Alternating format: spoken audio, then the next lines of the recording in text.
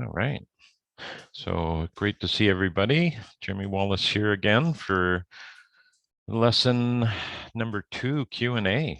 And what I thought we'd do today is I'll just take a brief look at lesson 2. And then we have some questions that people have filled in with the Q&A form. We'll go through that, and then if we have time after that, we'll take any questions from the floor. I'm sure we will. Let me just get my screen shared here. There we go. Okay. All righty. So I think what I'm going to do here, I'm getting a little bit of feedback from people, so I think I'm just going to mute. There we go. Okay.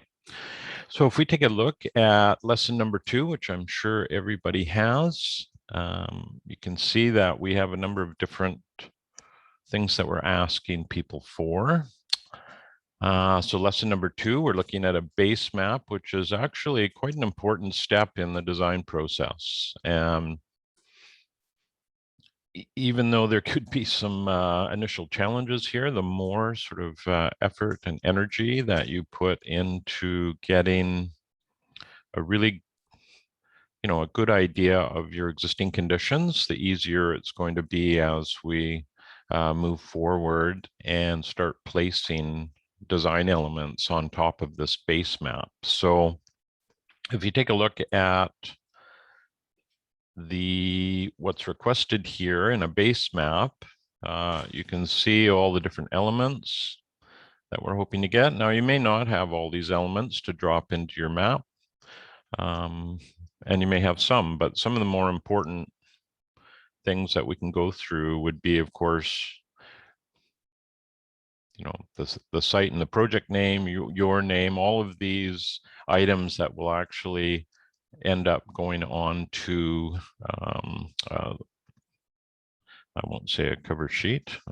The name is escaping me, the title block, there you go.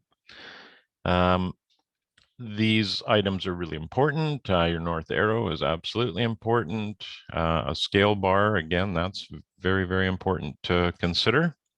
And then if you have any structures on the property, so some of you, I can't remember who it was, but somebody's going to take a piece of a public park and work with that. So it probably has no structures. And just a little heads up, if that is the case, if you're selecting a piece of land to design that doesn't have a structure on it, it may be a really good idea to place a proposed building. So create a center of human activity within the design itself. And that'll be a little bit more obvious as we go forward in the next couple of lessons, why that is. It'll certainly make it much easier for you. And if you do have any structures, the ridges of the roof, and where the water is going to fall off that roof, roads and pathways if they are existing. And then we want to have a good idea of your utilities, and those could be overhead, they could be underground. Other important items would be your contour lines, any fencing. So the contour lines can be tricky for a lot of people, and we're going to take a look at some of the resources that you can explore to find some reasonable contour lines in your area. The fencing, so waterways, spigots or outdoor taps, if you have a well, and existing vegetation, that's an important one. For myself, when my wife and myself design landscapes, what we do is we look at what we call significant vegetation. So we're not really too dialed into very, very small plants, but what we want to do is consider those larger items, so the tree and shrub elements within a landscape. A legend or a key is important. Now, if you didn't have that, we'd want you to label. So some way of identifying all the different elements. as well as your property boundary as best you can establish that. Any easements, so that could be important. You might have a right-of-way or easement on your property, and then any other features that you feel are significant. Okay, so it does require a little bit of work, but again, this is the foundational layer, so it is an important first step. And often with ourselves, if we're doing a small acreage, we often will start with a drone survey, which is a little bit of a, it's cheating a little bit because we end up with a high resolution image as well as contour data. And you're not going to have that luxury. So you could be using Google Earth for that overhead image. And let's take a look at some of the resources that you might want to check out with regards to your base map. So we have a few instructional videos under the assignments resource tab. And we want to look at, if you want to learn about scale bars or just an introduction on base maps and maybe how to draw those, either using an iPad or Google Earth or doing it by hand, these are good resources to check out along with these videos. And when we get to contour maps or finding contour information of your area, it's quite straightforward. In the US, there's quite an extensive topographic map that interconnects with Google Earth. So it's a KML file you can import. And I'm trying to remember the contour line elevation difference with those. I think it's like 20, it could be like 20-foot contours. So they're quite wide. And ideally, you probably want to try and find something that's better than that. But this can be a little bit tricky. But here, there are a few resources for you. And let me know if you have any problems with, mapping out the contours or finding good contours for your area. So for instance, where I live within the regional district of Nanaimo, I can go onto an interactive map that's for this area, and I can find, it will give us, I believe, 1 or 2 meter interval contour lines, which is a great place to start. It's not quite as accurate as we like to use for our design work, but it is a starting point. And you might find, certainly in Canada, there's a lot of independent maps available. So within the regional district of Nanaimo, you can go all the way down the island. There's various regional districts, and most of them have some pretty good mapping information that you can take a look at.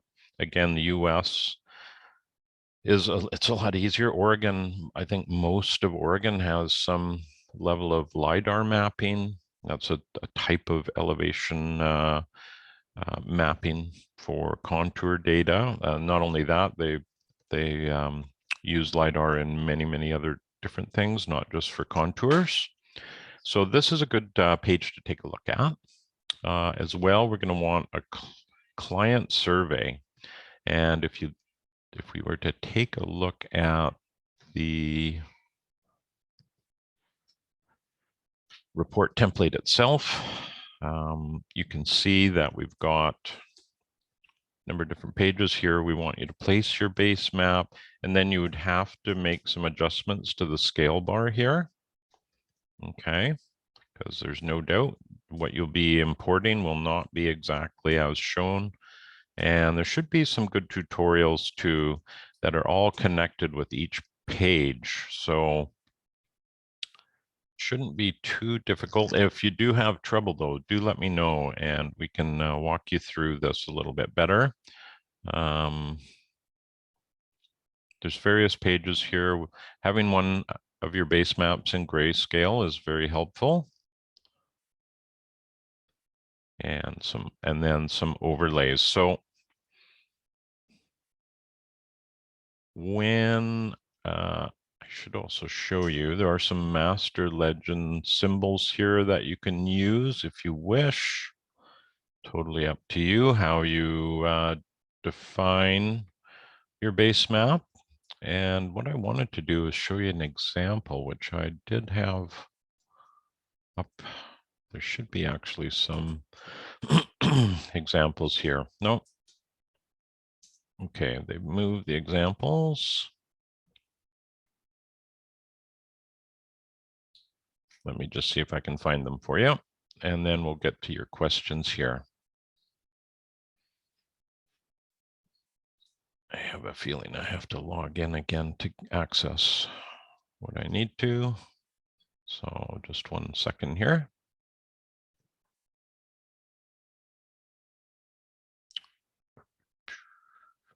I believe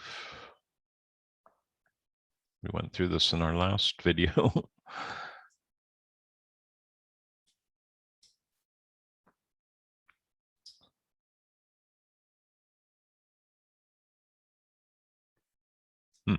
Well, I'll have to look for that and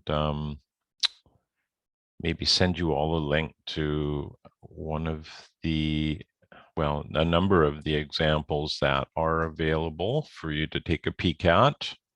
I probably have one I can just pull up here. There we go.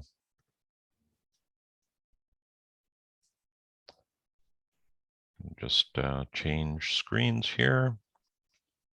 So this is a base map my wife did, and it's of our property. She actually took the OSU course a few years ago, and this is a base map of our property, and we're showing 1 foot contour intervals. We have a septic tank here, chicken coop, septic field. There's a lot of different things going on here, but we're trying to show the existing conditions on the property. And you don't have to have it colored. It doesn't have to be fancy, but it just needs to be clear what is existing. And then if you have north arrow and your drawings orientated north up, that's very helpful. And you can see there's a combination of call outs and a legend here. Okay, so that's, you know, a pretty basic, gives you a basic idea of what we're after. And I'm just going to shift back to the, okay. And somebody's got a, aha. Looks like Amy found the sample reports. So that's in the chat for everybody. Let's take a look at that. There we go. Thank you, Amy. If we're looking at BC here,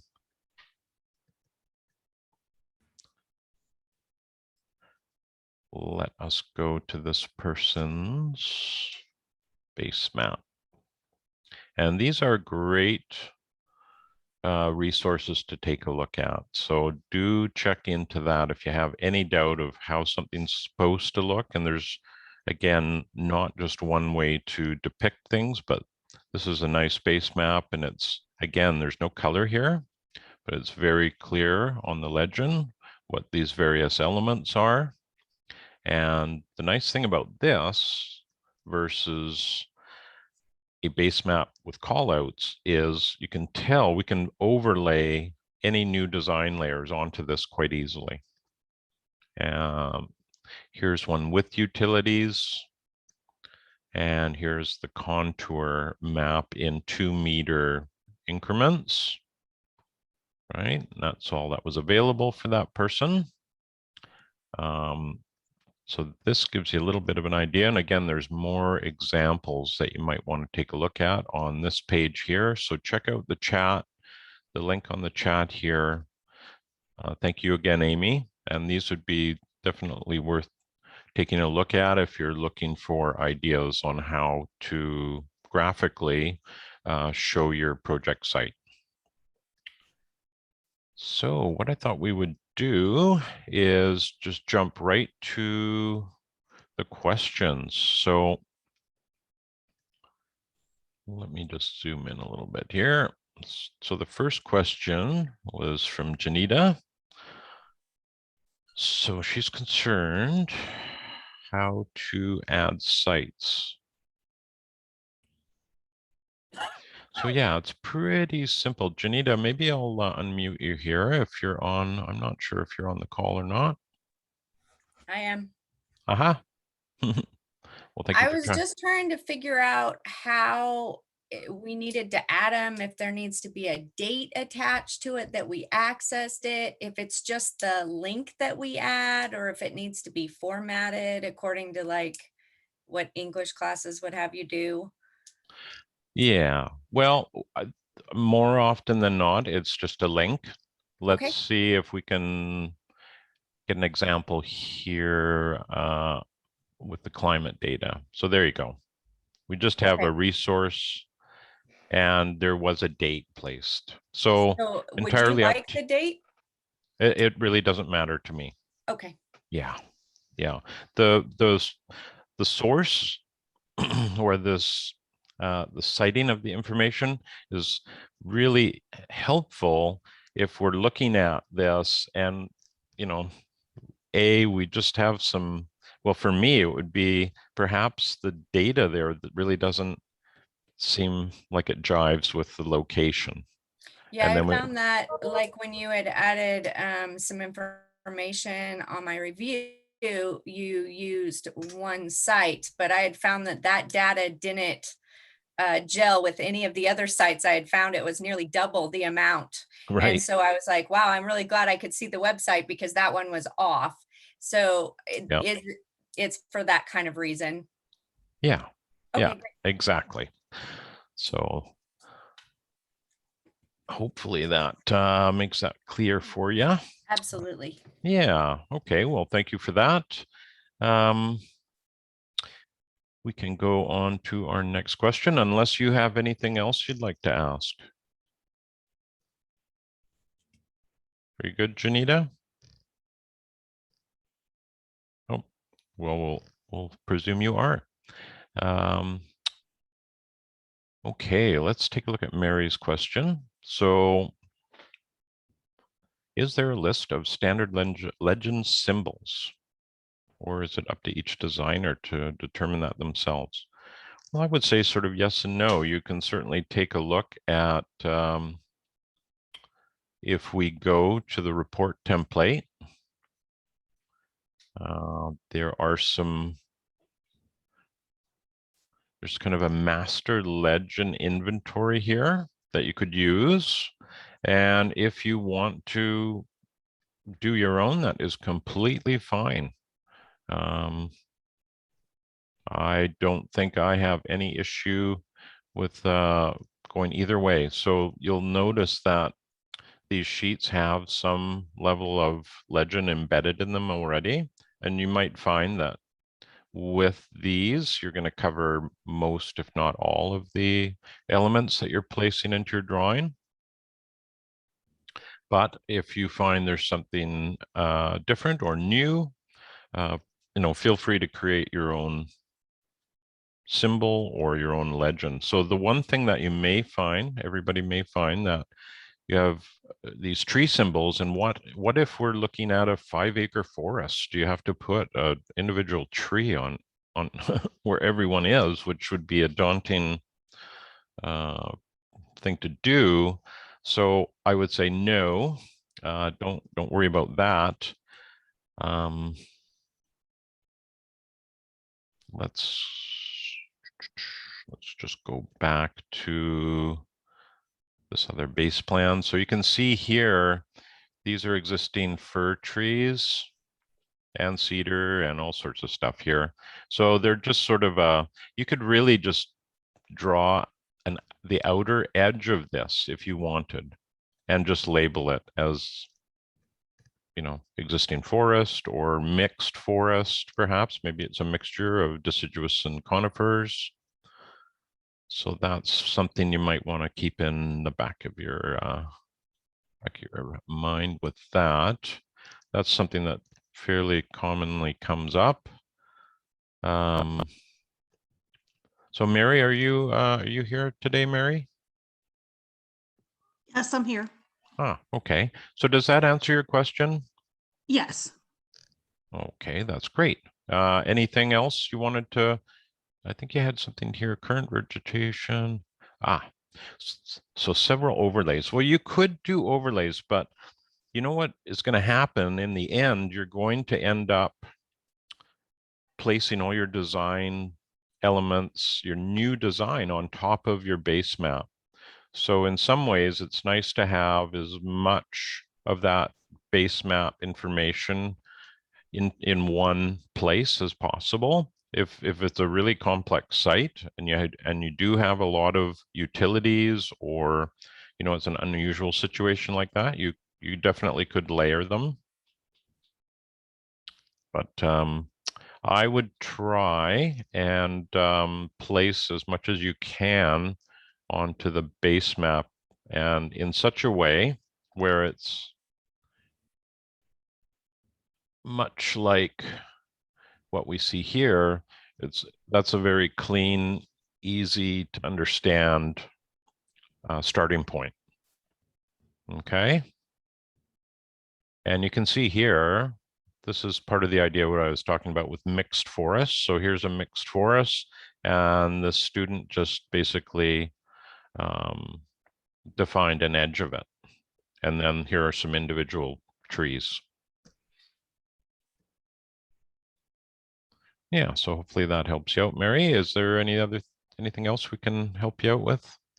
No, I guess that's it. Okay, Thank you. no problem.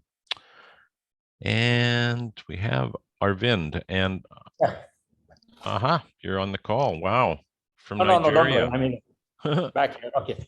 I I'm won't back. ask. Okay. No problem. Yeah, I'm back. I will not Are you ask getting what it? time it is in Nigeria, but I imagine it's not 9 Evening in the morning. Evening 5:30. Don't worry. So you have a question here on slide 27 and 28 of the template. There are plenty of tree symbols. So how do you copy those? Well, that's a really good question.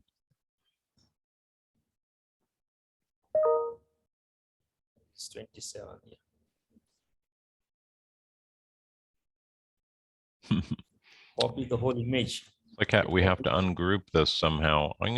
I may see. I'm on view only, so let me. I'm going to make a copy of this, and then I can.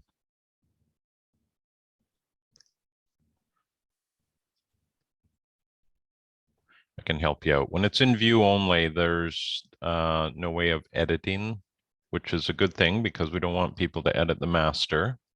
Yeah. So we'll go back to 27 and 28.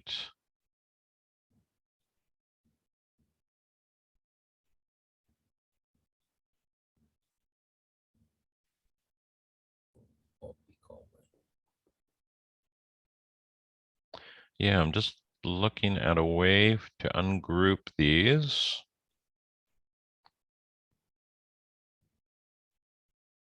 And it's a question I may have to get back to you on. Funny enough, I am not, this is not I tried anyways, but it didn't happen. So I may have to crop each and every image and save and take it back. Something like that. Yeah, there should be some way to ungroup this. See, there's a group ungroup, but it's not Highlighting. I'm not sure why it is not allowing that. Interesting. Yeah, let me I will definitely get back to you on that. I'll put it in the post for the Q&A discussion board. I'll make a note of that. So we're gonna look at how we access those symbols. So 1 second here, I'll just write this down.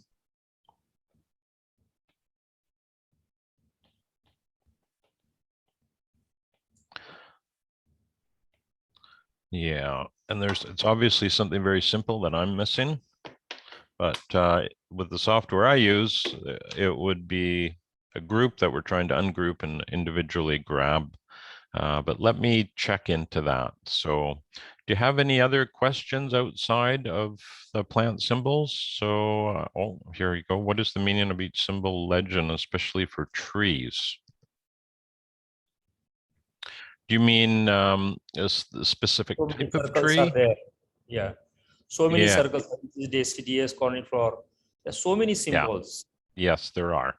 And Okay. traditionally, this might be an easier one to look at. Correct. When Sure. we're placing trees, there's deciduous, you do want to try and differentiate. There's no doubt of that. So if we look at, let me get my pointer tool working here.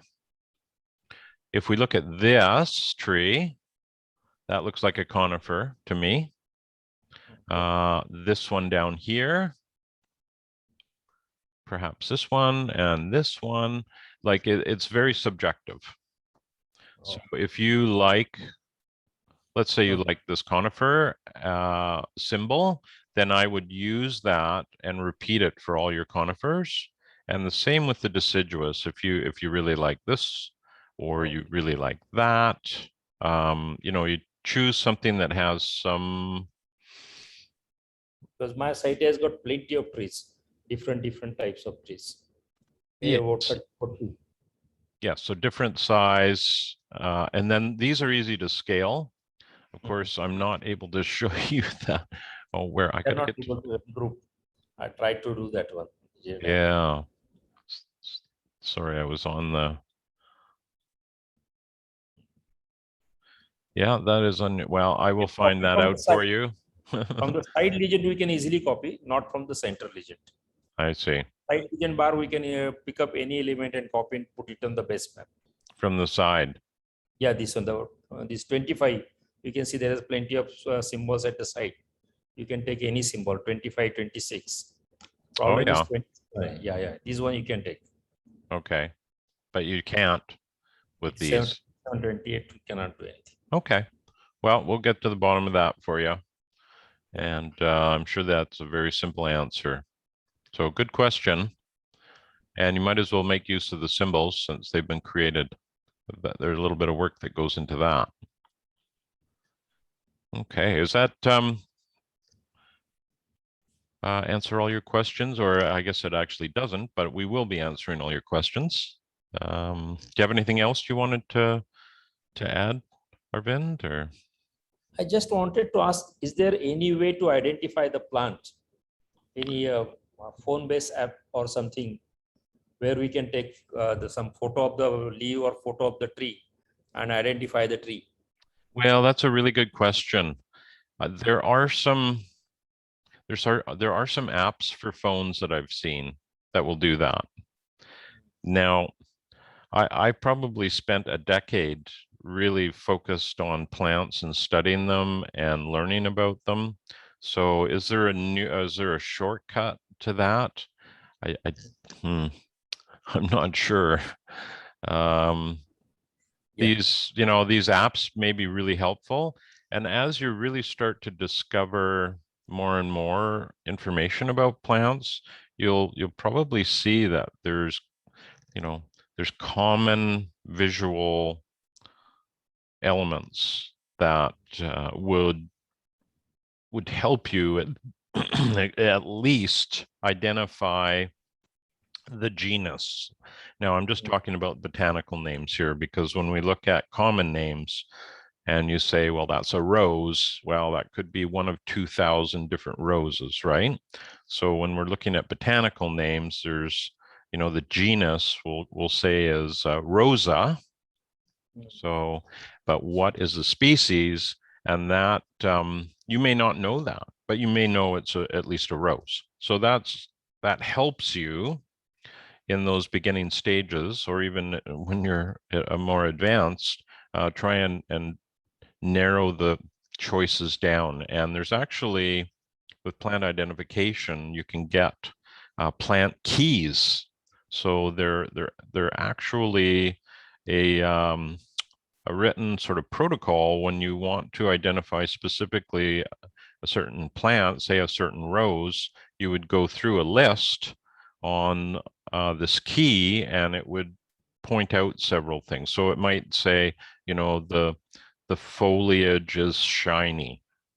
And if that answer to that was yes, that may send you to another part of the key that shows there's only, say, 3 or 4 different roses that have that type of foliage. And then there'll be another question to answer. So that is the traditional old school way of narrowing down what exactly you're looking at, but there's no real quick, easy fix for that. It does take a fair bit of observation. And if you have a phone and an app, the app may help speed the process up a little bit. I haven't used any of those apps before, so I can't really comment on how they work. I have seen them on social media, people using them, but there's some people here may have some experience with that, and if so, please chime in. But I would say that try the app, look at plant keys. Way back when I first got into horticulture, there was no internet, believe it or not.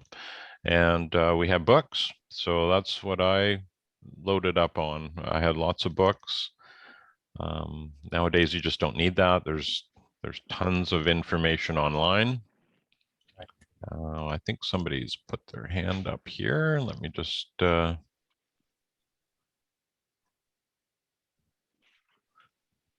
me just see here. Sorry, I can't see everybody. I see everybody in the chat, but I don't. Sorry. That was me, Jamie, Chris. Okay, hi, Chris. I just a comment on the app. I have had good luck with Picture This, but it is a subscription to get, good detailed information on plants. And it's as simple as just taking a picture of the leaf of it, and it will identify from there. So, interesting. Yeah. Wow. Well, thanks for that, Chris. You bet. Yeah. So that's worth checking out. Where you placed, Chris? Oh, which, sorry. Which given the address of the map? Sorry. Oh, the name of the app? Yes. It was Picture This, and that was for iPhone. Okay. I don't know if they make an Android version or not. I got it. Okay. Well, that's great. Great. Excellent. Okay. Venkata has and I'll have to apologize in advance if I'm not pronouncing anybody's name correctly. And please don't hesitate to let me know. Yeah, you're pronouncing well. Yeah, thank you. Okay, Venkata. So you have a question about your base map. My site does not have any notable trees, structures on the site. Is it fine to leave it blank? Absolutely. So what we're trying to do with the base map is just show existing conditions. And if you have internal roads, culverts, areas you're getting runoff, and a bore well, that's fantastic.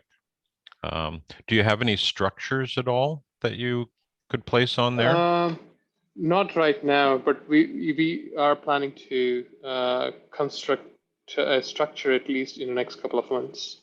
Oh, great. Okay. So what I would suggest, as I mentioned prior, is to place your proposed structure, and you can label it as that. Place your proposed structure on your base plan where you approximately see that going, and the approximate size, and that'll really help as we go forward, especially when we get to lesson 5 and we're dealing with water flows and impervious surfaces. And before that too, we're going to be looking at zones and all kinds of things, so your sectors. So that would really help if you can add the proposed structure. And don't worry about the trees and anything else. And again, we're just trying to get a good handle on what the existing conditions look like. Sure. Yeah. So do you have any other questions at all? Or you're all good? I do. Actually, I have some questions at the bottom. If you Oh, scroll, okay. I think. Well, we'll keep going here. Thank you very much. We'll be coming back to you. So Charles. So yes, Charles is the one student who is selecting a public park for his project. Now he's reached out to the Parks Department, see if anybody would allow or be open to an interview. Yeah, you might have a challenge there. If you can't interview anybody from the parks, should I try to fill in the blanks on the existing 25-year-old master plan? Well, you know, that might be a really good approach. I'm trying to recall what past students have done in that case. I would say that you could take a look at that master plan and, you know, really some of the information fill in as if you're, you know, asking the public at large, because it is a public park. That may help you, Charles. It'll be a little bit, you know, you'll have to be a little bit creative, but then you have to be with your site anyways, because you're taking it from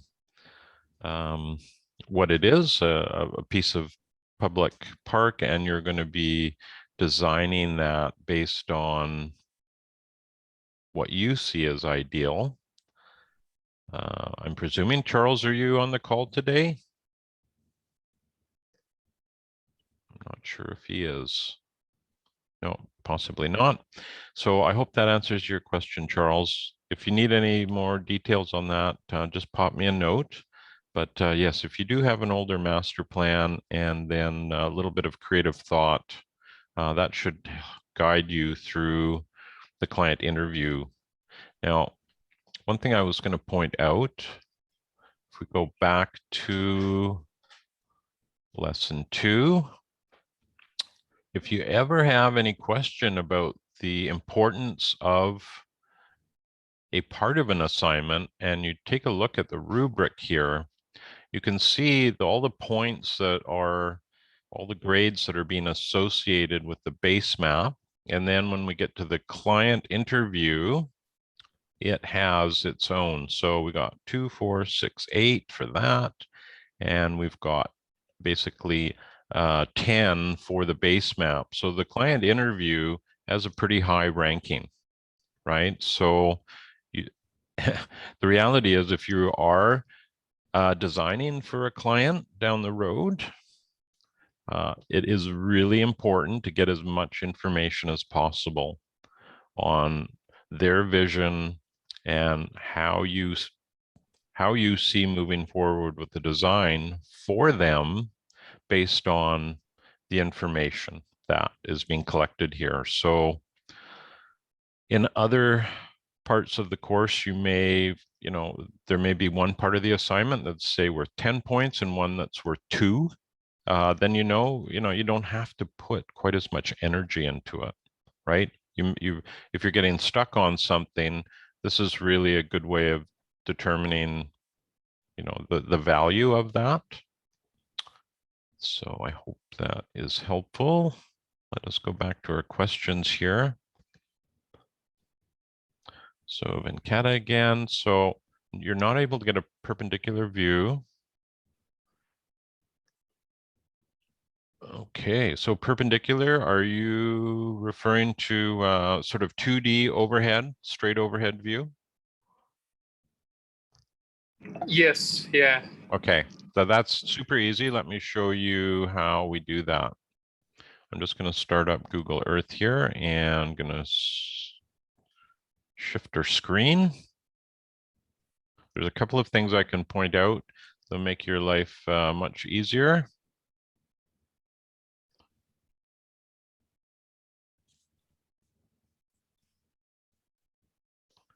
Okay, so there is Google Earth, and let's say that's where I live. Okay, so if we were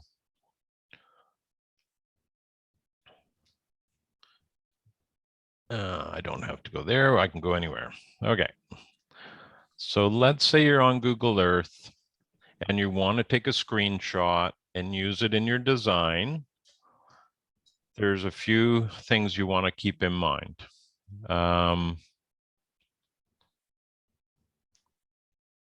Let's say we're here and I want to grab what information I can from this property. So the first thing I would do is I would hit the U key. Now, when I hit the U key, I'm going to go to that 2D overhead view. Okay. And then I'm going to hit the N key, and that's going to orientate the map north. So once I have that, I can zoom out. I can get the, and you'll find if you zoom in, you zoom out, this might change again. It's going to change the orientation. So you might have to hit the U key again. But once you got it where you want it, then you can take your screenshot, right? So for me, I can do that. And then just hit capture and boom, I got it. So that's a couple of easy ways to navigate with Google Earth. Let me just go back to where we were. Okay, yeah, I think that helps. Yeah, you should just remember U and N. Yep. Okay. Thank you. Yeah, no problem. It's a really useful tool. So it, saying that, I don't use it much for our design work, but on larger scale projects, it definitely has its place. And it really depends on the resolution you're trying to depict in your drawing. So if you're trying to show, say, a 30-acre site, Google Earth may give you that resolution that you need. But if you're looking at an urban site, you're probably going to find that the picture is great, but working on it itself is a little bit tricky. Okay, so let's go to a question that Ivan has here. Ivan is in Italy and he had a really ambitious idea of using 2 project sites for his assignment. And I suggested he only uses 1. Trying to do 2 designs at once at this stage might be, a little bit of a stretch. So he's going to focus on one itself. And he had a follow-up question here, which I'm not going to read in its entirety. I don't think Ivan's on the line, but I'll just put it out there. Ivan, are you on the line at all? No. Okay.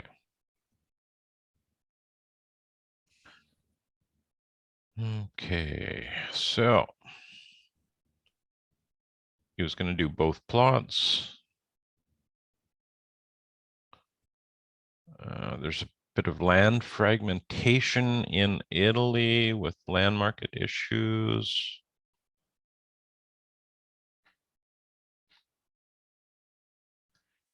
Okay, how to best maintain the design ambitions manageable for the course. Right. Well, I would say the reality is if you are, let's go back to Google Earth. Maybe that will be a good place to start here.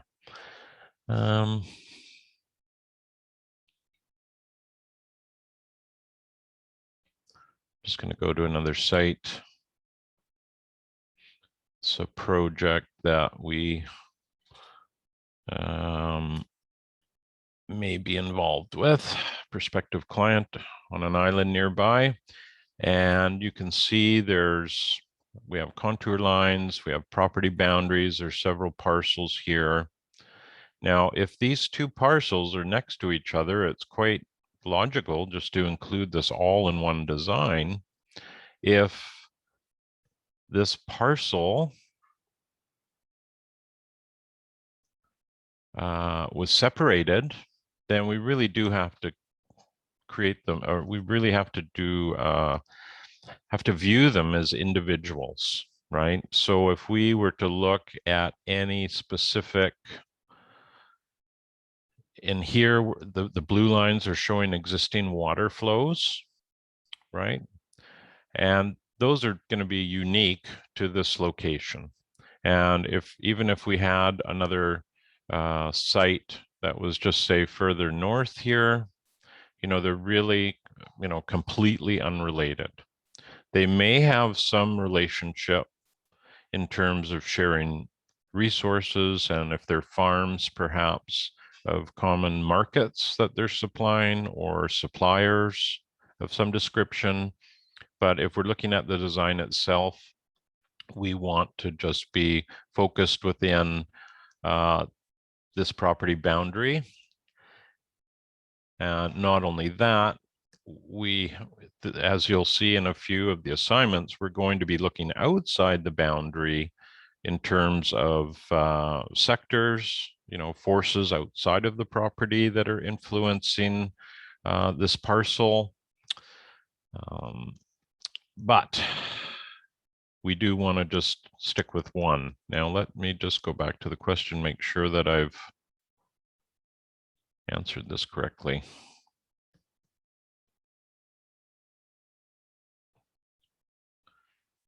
Yeah, I think, really with this course, you're going to have, my suggestion would be to really focus on, walking before you run. And I know we've been designing for, over 25 years, and we can have multiple designs going at once. That's completely possible for the two of us designing, but in terms of this course, I would say really use this as practice, okay? So that you want to just develop your skills of analyzing a site and being able to design elements into it that are going to work with the land in the best possible way.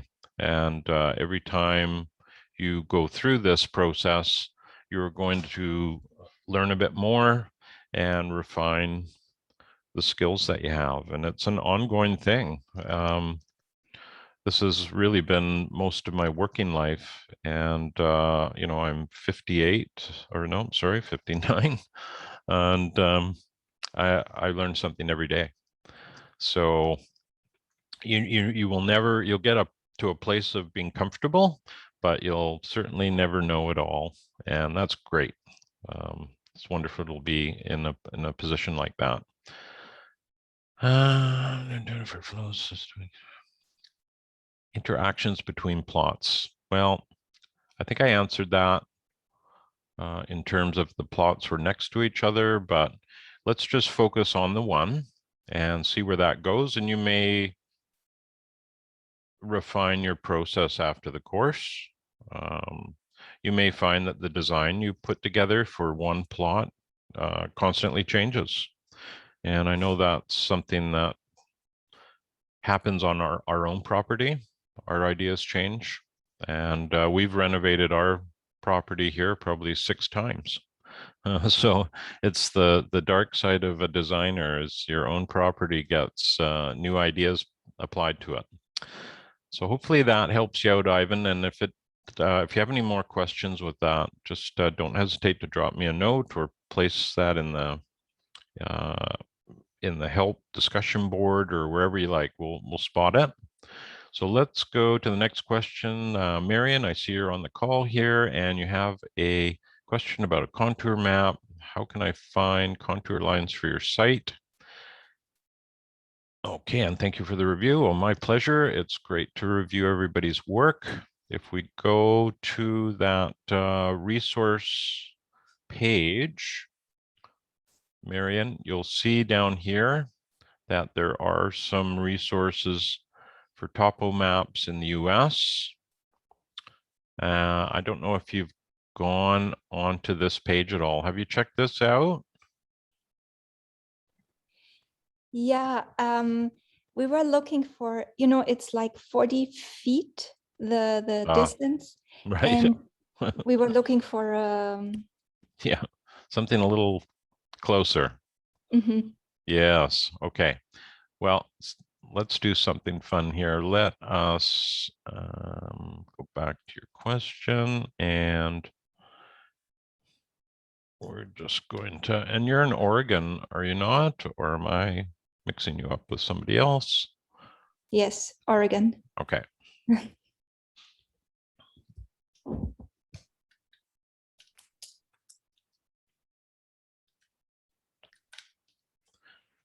So Oregon has got a lot of contour data.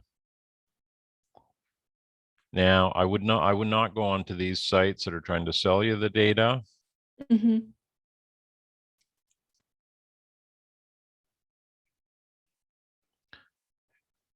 The area, Yoncalla, is that a little town or city, or you'll have to, It's like a village, but A we're village. outside. We're between Yoncalla and Cottage Grove. It's Douglas County still.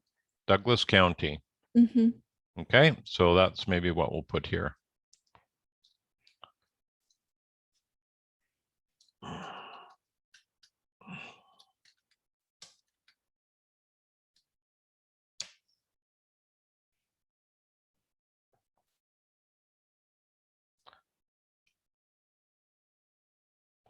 So these are often deeper dives. If you see something like this, the ArcGIS online, these are the interactive maps, Hmm. and you can take screenshots of these. So this might be a good avenue to go down.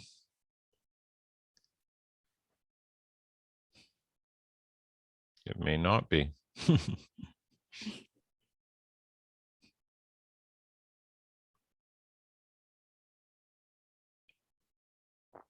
And these interactive maps are very, very similar. They'll have a legend on the side, and you'll have an opportunity to select different layers. So I'm not completely sure of what we are looking at here. We've got a legend. There's all our layers. And this is really more for, there's not contour data here. So we're not going to worry about that. Let me back up a little bit.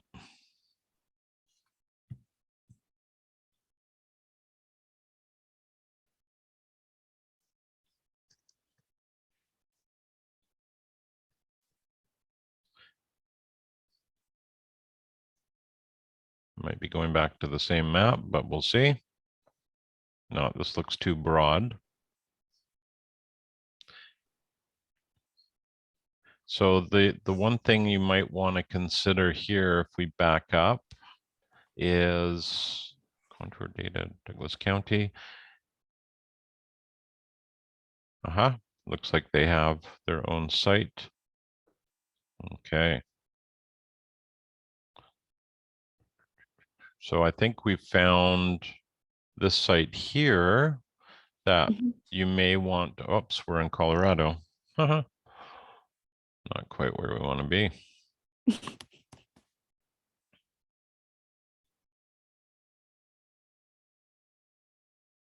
There, I think we're here now. So you've got zoning, parcel accounts, addresses. Often they'll have, these are popular data sets, and often they will have a layer available for contour. And I'm not sure exactly where you are in this area, but we'll just, we'll zoom into an area here. There's usually some level of, let me see here. So you can download it, but there's usually a legend or a layer So this is the whole data set for parcels. Okay. This may or may not give you what you want, but this site may be what you want to really focus on. Mm-hmm. Just trying to back up to where we started. There we are. So that's the gis-dougco.opendata.arcgis.com. And maybe if we even type in contours, we'll get something contour index. Oops.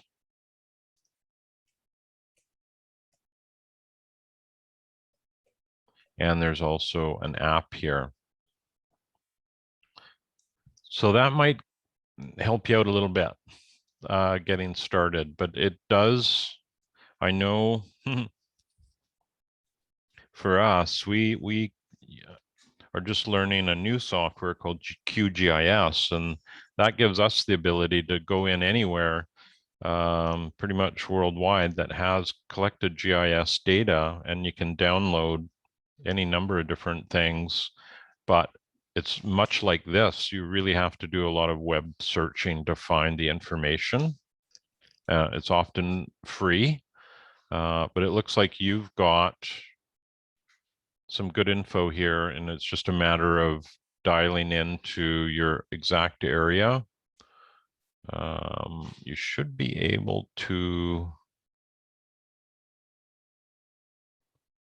let's see what they have in terms of contours, to see if this gets caught up here.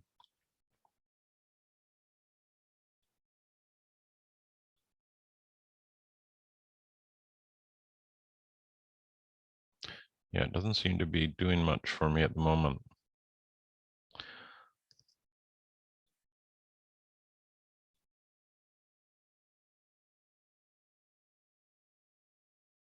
Aha.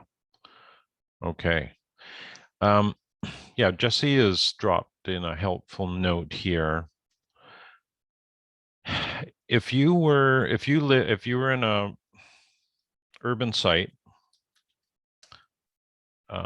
you can use a software called Contour Creator.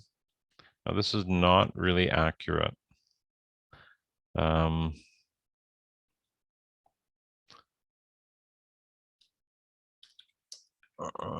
I'll just,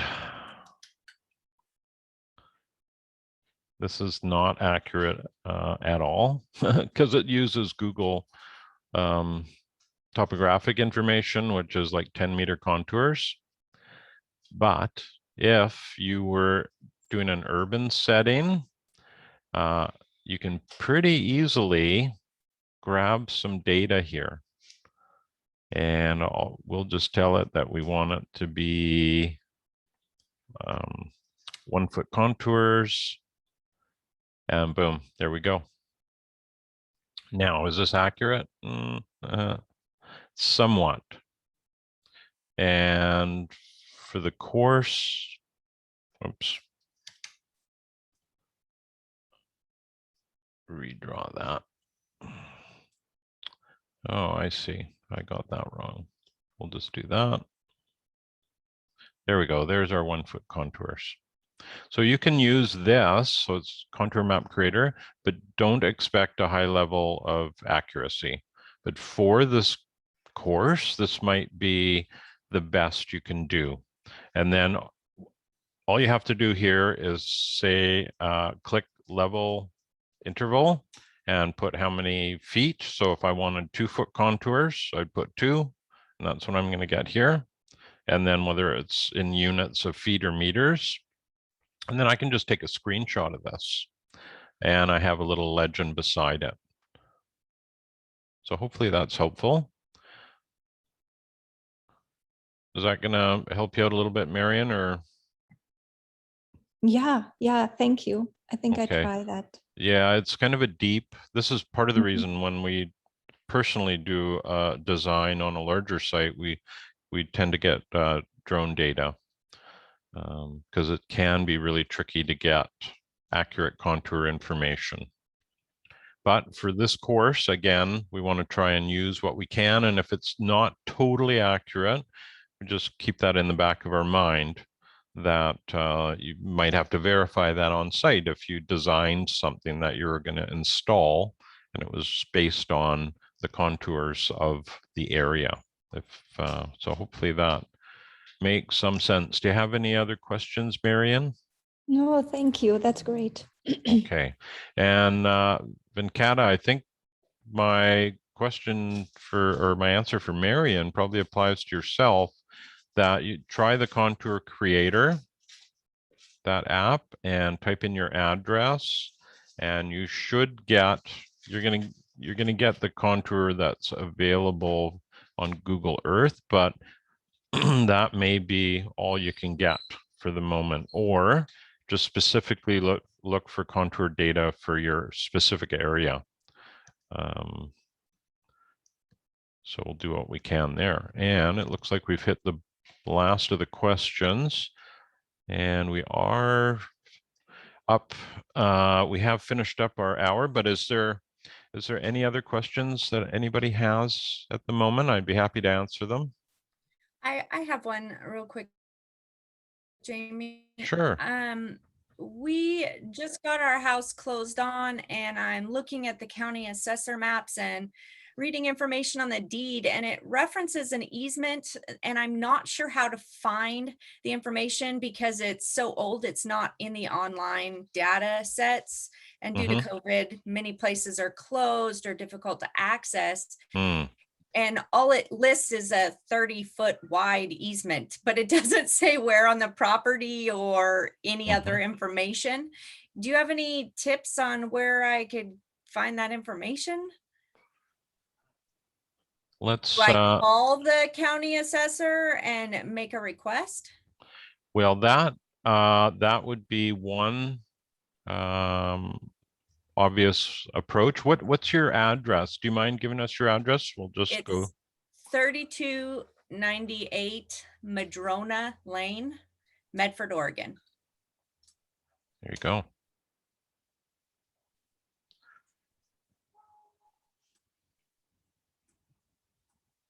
Okay. So if we go to your site and there's a 30-foot easement on this site, I would say it is from the road back. Okay.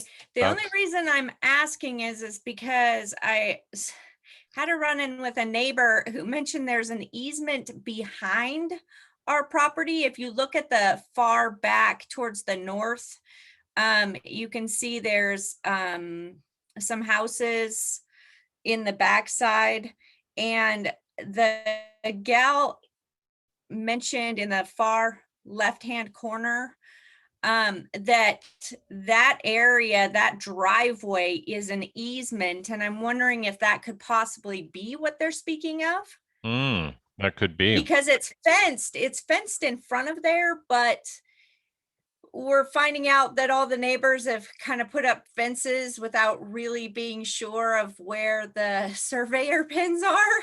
Oh, yeah. So we're kind of trying to figure out where we're going to locate those, but I think a 30-foot wide easement is probably going to be something I'm going to need to be aware of. Yes, that's pretty significant. Often it's the road, because we have services coming up, and they don't put, those services could be underneath the road. They could also be beside it. Yeah. But if, oh, sorry, I got a call here. I'll just mute. Some telemarketer wanting to sell me something, I'm sure.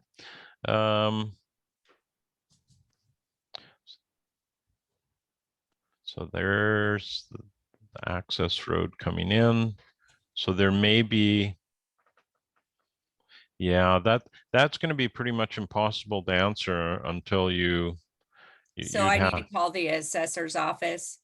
I would think you're gonna, Okay. yeah, if you can't find anything online, and you didn't receive anything when you purchased the house yet, or? Yeah, we did receive, all the easements. There's the typical of the power company or the ditch riders for the irrigation, but it lists off, here are the property boundaries, with the exception of a 30-foot wide easement, but it doesn't say any other identifiers whatsoever. Hmm. Well, that would certainly be good to know because that's a good chunk of your It property. is. It is. Yeah. It kind of freaking us out a bit. Yeah. Well, it may very well be the back portion.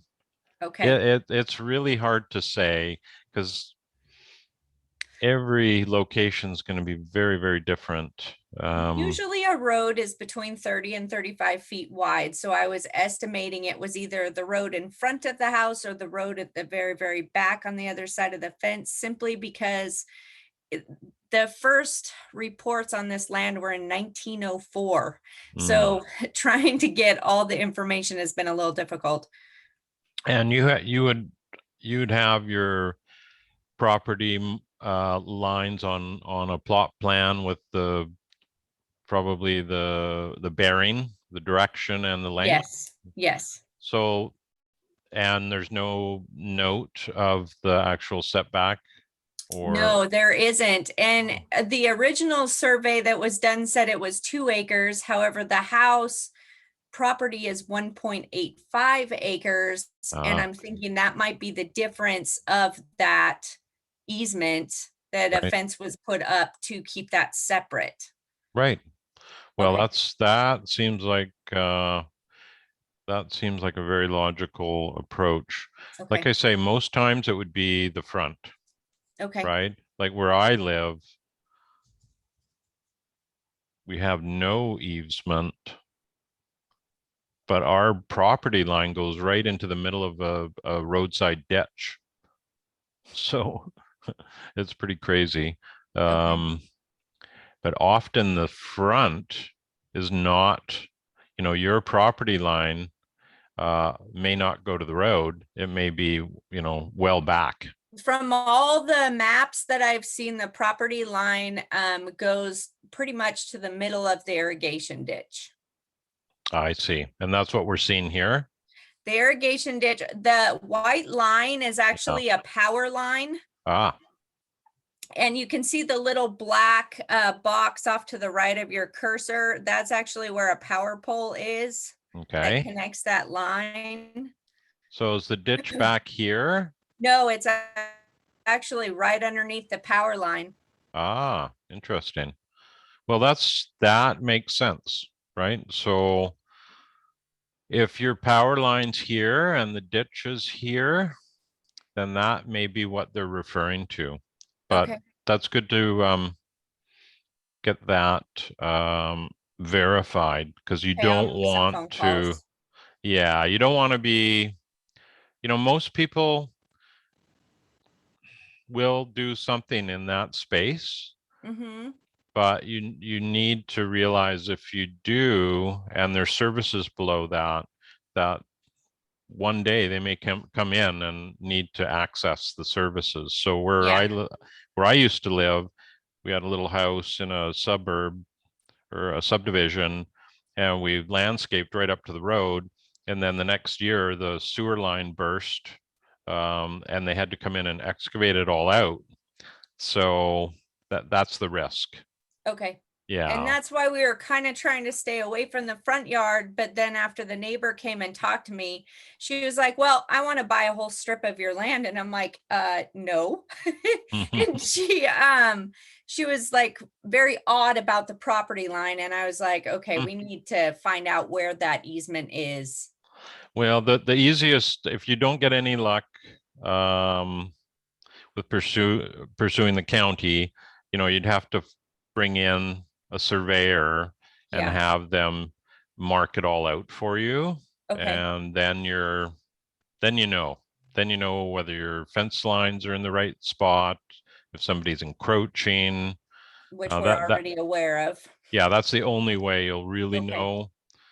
So that's often what we need to do on our projects if we're going to be making any adjustments around the perimeter. We Okay. need to know exactly where the property line is. We're gonna start looking for the pins this next week. There you go. Yeah. Well, metal detector will That's get you what we halfway got a there. hold of yesterday. Yeah. So we're working on it. Thank Yeah. you very much. Oh, no problem. Okay, so does anybody else have any questions before we call it a day here, or let's just go back to our question sheet. Here we go. Well, that's great. Everybody put their questions here, and that took pretty much our hour. So thank you very much for that. If anybody has any questions, now is the time. And if not, feel free. You can certainly send them along as they come up. But you should be good to go for lesson number 2's work. And doesn't look like we do have any other questions. So thank you very much, everybody, for your time and energy today. Oh, sorry. I see we've got a couple here. Hold on. Okay. Oh, just thank you. Okay, that's great. Thank you as well to everybody. Have a great week, and we'll look forward to seeing your lesson 2 assignment next Monday. And if you do run into any challenges, just don't hesitate to drop me a note or post something in the help discussion board, and I definitely keep my eye on that. Yeah, and you guys have a great week. So take care.